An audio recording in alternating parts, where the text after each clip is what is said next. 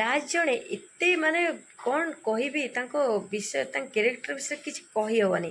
Show ଆପଣମାନେ ସମସ୍ତେ ଯେଉଁ ଦୋଷ ଦେଉଛନ୍ତି ପ୍ରିୟା ଦିଦିଙ୍କ ବିଷୟରେ ଆଜି ଗୋଟେ ବହୁତ ବଡ଼ ଅପଡ଼େଟ୍ ନେଇ ଆସିଛି। ଆପଣମାନେ ଭିଡ଼ିଓର ଶେଷ ନିଶ୍ଚୟ ବି ରୁହନ୍ତୁ। ନିଶ୍ଚିତ ଭାବେ ଆଶା କରୁଛି ଆପଣମାନଙ୍କୁ ଭିଡ଼ିଓଟା ବହୁତ ହିଁ ଭଲ ଲାଗିବ। ତ ଶେଷ ନିଶ୍ଚୟ ଭାବେ ରୁହନ୍ତୁ। Hello hi friends, welcome back to my YouTube channel Jismita Raut Arts ଏକ୍ସେଟି। ଆପଣମାନଙ୍କୁ ବହୁତ ବହୁତ ସ୍ୱାଗତ।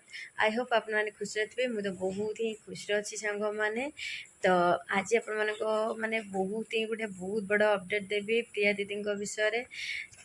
ଆଶା କରୁଛି ଆପଣମାନେ ମୋ ଚ୍ୟାନେଲ୍କୁ ଟିକେ ସବସ୍କ୍ରାଇବ୍ କରିଦିଅନ୍ତୁ, କାହିଁକିନା ଆପଣମାନଙ୍କ ସପୋର୍ଟ ମୋତେ ନିହାତି ଦରକାର। ସାଙ୍ଗମାନେ ଗୋଟେ କଥା ହେଉଛି, ପ୍ରିୟା ଦିଦି ବହୁତ ହିଁ ଏବେ ଡିପ୍ରେସନ୍ରେ ଅଛନ୍ତି। ଏଇଟା ପୁରା ସତ କଥା, ଏଇଟା ଭୁଲ ନୁହେଁ କି ଏଇଟା ତାଙ୍କର ନାଟକ ନୁହେଁ କି ସ୍କ୍ରିପ୍ଟ ନୁହେଁ।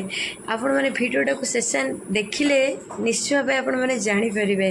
କାରଣ ଗୋଟେ ନାରୀ ସବୁକିଛି ସହିପାରିବ ତା ଜୀବନରେ, ହେଲେ ତା ସ୍ୱାମୀକୁ ଆଉ କାହା ସହିତ ସିଏ ବାଣ୍ଟି ପାରିବ ନାହିଁ। ଏଇଟା ଗୋଟେ ବହୁତ ବଡ଼ କଥା।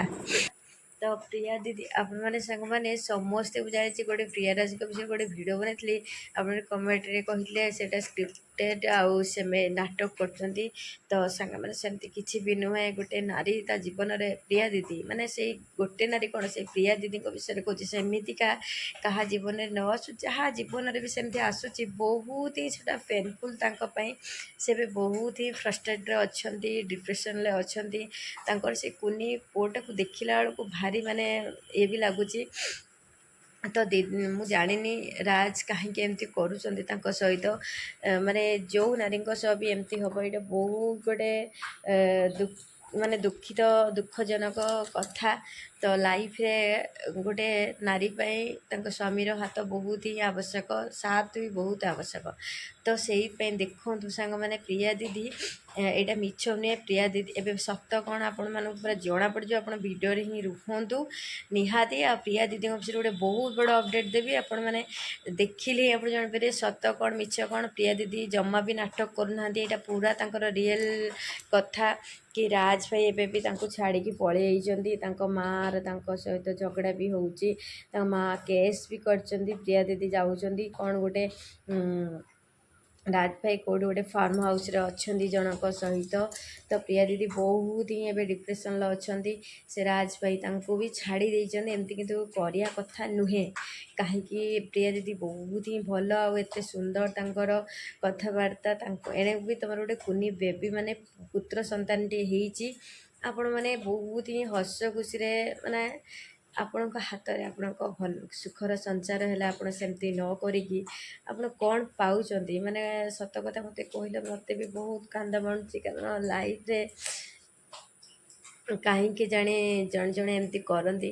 ଆରେ 7 ଜନ୍ମ ପାଇଁ ସାକ୍ଷୀ ରଖି ତୁମେ ବାହା ହୁଅ, ସୁଖ ଦୁଃଖରେ ତୁମେ ସାଥ ଦେବା ପାଇଁ, ପୁଣି ବି ତୁମେ ଏମିତି କ'ଣ ପାଇଁ କର ଯେ? ପ୍ରିୟା ଦିଦି କେତେ କଷ୍ଟ ପାଉଛନ୍ତି ଏବେ ଚାଲି ମାନେ ମୁଁ ତାଙ୍କ ମାନେ କ'ଣ କହିବି, ତାଙ୍କ ଭିଡ଼ିଓ ମୁଁ ଦେଖେ, ସେ ବହୁତ ହିଁ ଏବେ କଷ୍ଟରେ ଅଛନ୍ତି। ସେଥିପାଇଁ ଭାବିଲି ତାଙ୍କ ବିଷୟରେ ଟିକେ କହିଦେବି। କାରଣ ତାଙ୍କୁ ବହୁତ ଗାଳି ଗୋଲଜ କରୁଛନ୍ତି ନା ସମସ୍ତେ, ତାଙ୍କ ଭିଉଅର୍ସ ମାନେ, ତାଙ୍କ ଫ୍ୟାନ୍ସ ମାନେ, ଯିଏ ତାଙ୍କୁ ବହୁତ ଭଲ ପାଆନ୍ତି ସେମାନେ ତ କେବେ ଗାଳି କରିବେନି, କାରଣ ତାଙ୍କୁ କେବେ ଗାଳି ଦେବା ହିଁ ଆସିବନି। ହେଲେ ବାକି ପ୍ରିୟା ଦିଦି ସତରେ ହିଁ ବହୁତ ହିଁ ଷ୍ଟ୍ରେସ୍ରେ ଅଛନ୍ତି। କାହିଁକିନା ତାଙ୍କ ହଜବେଣ୍ଡ ତାଙ୍କୁ ଛାଡ଼ି ଦେଇଛନ୍ତି ଆଉ ଗୋଟେ ଝିଅ ପାଇଁ। ସତ କଥା, ମାନେ ଝିଅଗୁଡ଼ାଙ୍କୁ ବି ମାନେ ମିଳୁନାହିଁ ପିଲା। ସେମାନେ ଯେଉଁଠି ଜଣେ ସଂସାର କରିଥିବ ସେଇଠି ହିଁ ମାନେ ଡୋରା ଡାଲିଦେବେ, ସେଇଠି ହିଁ ମାନେ ପକାଇଦେବେ ନଜର ପକାଇକି କେମିତି ତା ସ୍ୱାମୀକୁ ତାଙ୍କଠୁ ଛଡ଼େଇବେ, ତାଙ୍କ ସଂସାର ଭାଙ୍ଗିବେ, ସେଇଥିରେ ସେ ପୁରା ମାତିଯିବେ। ଏମିତି ମାନେ ମୁଁ ଏଇଠି ବି ଗୋଟେ ମେସେଜ୍ ଦେବା ପାଇଁ ଚାହେଁ, ପ୍ଲିଜ୍ ଏମିତି ଝିଅମାନେ ଏମିତି କରନ୍ତୁନି। କଥାରେ ଅଛି ପୂର୍ବରୁ ନାରୀ ହିଁ ନାରୀର ଶତ୍ରୁ। ଏଇଟା ହିଁ ପୁରା ପ୍ରୁଭ୍ ବି ହେଇଯାଉଛି। ଗୋଟେ ନାରୀ ହିଁ ନାରୀକି କେବେ ସହି ବି ପାରେନି। ପ୍ରିୟା ଦିଦିଙ୍କ କିଛି ମାନେ ଫଟୋ କିଛି ମୁଁ ଦେବି, କେତେ ହସ ଖୁସିରେ ସେ ରହୁଛନ୍ତି। ପ୍ରଥମେ ମାନେ ମୋ ଫଟୋ ଦେଇଦେବି ଫାଷ୍ଟରୁ, ଆପଣମାନେ ଦେଖିନେବେ କେତେ ଖୁସି ହସିଛି। କାରଣ ତାଙ୍କର ଯେହେତୁ ତାଙ୍କର ଲଭ୍ ମ୍ୟାରେଜ୍, ତ ସେ ଭଲ ପାଇକି ଦୁହେଁକୁ ଚଏସ୍ କରିକି ବାହା ହେଇଛନ୍ତି। ହେଲେ ଦେଖିଲା ବେଳକୁ କ'ଣ କରିବୁ, ମାନେ ରାଜ ଏମିତି ଏବେ ବାହାରିଲେ ଧୋକାବାଜ। ଏମିତି ଧୋକାବାଜ ହେବାର କଥା ନୁହେଁ। ଏମିତି ଧୋକା ଦେଇଛନ୍ତି ରାଜ ଭାଇ ପ୍ରିୟା ଦିଦିଙ୍କୁ ଧୋକା ଦେଇକି ଛାଡ଼ି ଦେଇଛନ୍ତି ଆଉ ଗୋଟେ ଝିଅ ପାଇଁ। ଆଉ ପ୍ରିୟା ଦିଦି ଏବେ ବହୁତ ହିଁ କାନ୍ଦୁଛନ୍ତି। ଏଇଟା ମିଛ କଥା ଜମା ବି ନୁହେଁ। ପ୍ରିୟା ଦିଦିକୁ ବହୁତ ଲୋକ ବହୁତ କଥା କହୁଛନ୍ତି ଯେ ତୁ ନାଟକ କରୁଛୁ, ତୁ ଭିଉ ପାଇଁ ପଇସା ପାଇଁ ଏମିତି ହେଉଛୁ। ହେଲେ ପ୍ରିୟା, ଏଇଟା ସତ କଥା ସାଙ୍ଗମାନେ, ପ୍ରିୟା ଦିଦି ପଇସା ପାଇଁ ଜମା ବି ଏମିତି ହେଉନାହାନ୍ତି। ପ୍ରିୟା ଦିଦି ବହୁତ ହିଁ କଷ୍ଟରେ ଅଛନ୍ତି। ଆପଣମାନେ ତାଙ୍କ କଷ୍ଟଟା ଟିକେ ବୁଝନ୍ତୁ, କାହିଁକିନା ତାଙ୍କ ମାଆ ବି ବହୁତ ହିଁ ଏବେ ମାଆ ଝିଅଙ୍କ ଭିତରେ ବି ଟିକେ ଡିଷ୍ଟର୍ବାନ୍ସ ମାନେ ମିସ୍ଅଣ୍ଡରଷ୍ଟାଣ୍ଡିଂ ହେଇଗଲାଣି। କାହିଁକିନା ଲୋକଙ୍କ ପାଇଁ ହିଁ ମିସ୍ଅଣ୍ଡରଷ୍ଟାଣ୍ଡିଂ ହୁଏ। କେହି ଜଣେ ଜଣକୁ ଯଦି ଭଲସେ ବୁଝି ନପାରିବ ତ ମିସ୍ଅଣ୍ଡରଷ୍ଟାଣ୍ଡିଂ ନିଶ୍ଚୟ ଭାବେ କ୍ରିଏଟ୍ ହେବ। ଠିକ୍ ସେମିତି ତ ଏଇଠି ମାନେ ପ୍ରିୟା ଦିଦି କହୁଛନ୍ତି ଯେ ରାଜଙ୍କ ନାଁରେ କେସ୍ କରିବେ କରିବେ। ତ ତାଙ୍କ ମାଆ ବି ତାଙ୍କୁ ସପୋର୍ଟ କରୁଛନ୍ତି, କାହିଁକିନା ତାଙ୍କ ମାଆ ସପୋର୍ଟ କରିବେନି କେମିତି, କାରଣ ଏଇଟା ପୁରା ସତ କଥା।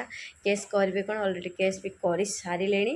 ତ ରାଜ ଏମିତି କରିବା କଥା ନୁହେଁ। ଜଲ୍ଦି ଜଲ୍ଦି ଆସି ପ୍ରିୟା ଦିଦିକୁ ପାଖରେ ଏବେ ବି ସମୟ ଅଛି। ପ୍ରିୟା ଦିଦିଙ୍କୁ ଯଦି ସରି କହିଦେଇକି ରିଏଲାଇଜ୍ କରିବ ତମର ଭୁଲ ଗୁଡ଼ା, ତ ତୁମକୁ ବି ପ୍ରିୟା ଦିଦି ନିଶ୍ଚିତ ଭାବେ କ୍ଷମା କରିଦେବେ ଆଉ ତୁମକୁ ଆକ୍ସେପ୍ଟ ମାନେ ଗ୍ରହଣ କରିନେବେ। କାରଣ ପ୍ରିୟା ଦିଦି ବି ତୁମକୁ ବହୁତ ହିଁ ଭଲ ପାଆନ୍ତି। କେତେ ସାରା ତାଙ୍କର ହସ ଖୁସିର ଭିଡ଼ିଓ ମୁଁ ଦେଖିଛି। ଏବେ ତାଙ୍କର ଯେଉଁ କଷ୍ଟର ଭିଡ଼ିଓ ଦେଖିଲା ବେଳୁ ଆଦୌ ଭଲ ଲାଗୁନି। କାହିଁକି କେଜାଣି ଭଗବାନ ଏମିତି କରନ୍ତି, ବେଳେବେଳେ ନଜର ଲାଗିଯାଏ ହସ ଖୁସି ସଂସାରରେ। ତ ଦେଖିଲା ବେଳୁ ଏମିତି ହେଲା। କ'ଣ ମୁଁ କହିବି ଆଉ, ମାନେ ଯେତେବେଳେ ମୁଁ ଦେଖିଥିଲି ଆଜି ମୋତେ ବହୁତ ହିଁ କଷ୍ଟ ଲାଗିଲା। ପ୍ରିୟା ଦିଦି ବା କାନ୍ଦି କାନ୍ଦି ପାଦରେ ଚାଲି ଚାଲି ଚାଲି ଚାଲି କୁଆଡ଼େ କୁଆଡ଼େ ଯାଉଛନ୍ତି ରାଜକୁ ଖୋଜିବା ପାଇଁ। ତ ରାଜ କେଉଁଠି ଅଛନ୍ତି ଯାଇକି ଦେଖିବେ। ଏମିତି ମାନେ ଜଣେ ପୁଣି ତାଙ୍କ କାନ୍ଧରେ ସେ ଛୋଟ ପିଲାଟାକୁ ବି ଧରିଛନ୍ତି, କାରଣ ବେବିଟା ଏତେ ଛୋଟ ଅଛି, ସେ କେଉଁଠି ଛାଡ଼ିକି ବି ଯାଇପାରିବେନି। ମାନେ ଏବେ ଏତେ ଏଇ ଛୋଟ ଅବସ୍ଥାରେ ଛୁଆଟାକୁ ନେଇକି ପ୍ରିୟା ଦିଦି ସପୋର୍ଟ କରୁଛନ୍ତି, କେତେ କଷ୍ଟ ଦୁଃଖର ସାମ୍ନା କରୁଛନ୍ତି। ତ ମୁଁ ଏତିକି ଖାଲି କହିବା ପାଇଁ ଚାହେଁ।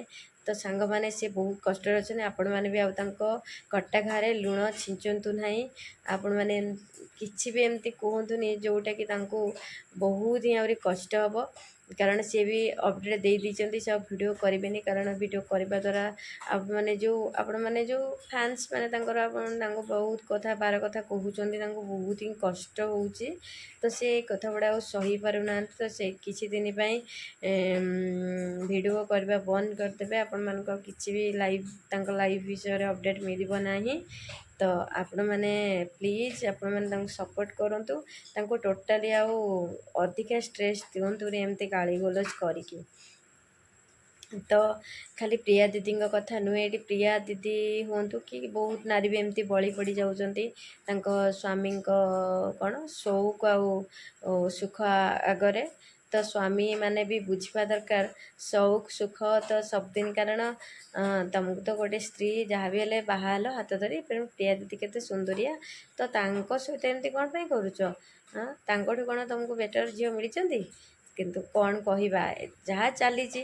ହେଲେ ଏଇ ବିଷୟରେ ଭଲ ଲାଗୁନି। ପ୍ରିୟା ଦିଦିଙ୍କ ଦେଖିକି ତାଙ୍କ କଷ୍ଟ ଆଦୌ ଭଲ ଲାଗୁନି। ବହୁତ ମାନେ କଷ୍ଟ ହେଉଛି।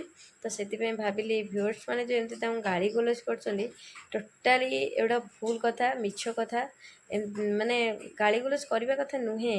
ତାଙ୍କୁ ଟୋଟାଲି ଗାଳି ଗୋଲଜ କରିବା କଥା ନୁହେଁ, କାହିଁକିନା ଏଇଟା ପୁରା ସତ କଥା। ତାଙ୍କ ଜୀବନରେ ଯାହା କିଛି ଚାଲିଛି ସବୁ ସତ, ଆଉ ପୁରା 100% ସତ। ଠିକ୍ ଅଛି। ତ ଆପଣମାନେ ପ୍ଲିଜ୍ ଏମିତି କରନ୍ତୁନି କି ତାଙ୍କୁ ଗାଳି ଗୋଲଜ କରନ୍ତୁନି। ତ ଆପଣମାନେ ବି ତାଙ୍କୁ ସପୋର୍ଟ କରନ୍ତୁ। ଆଉ ଯଦି ନୂଆ କିଛି ଅପଡ଼େଟ୍ ଆପଣମାନେ ଚାହୁଁଥିବେ, ନିହାତି ନେକ୍ସଟ ଭିଡ଼ିଓ ନେଇ ଆସିବି। ରହିଲି, ଜୟ ଜଗନ୍ନାଥ।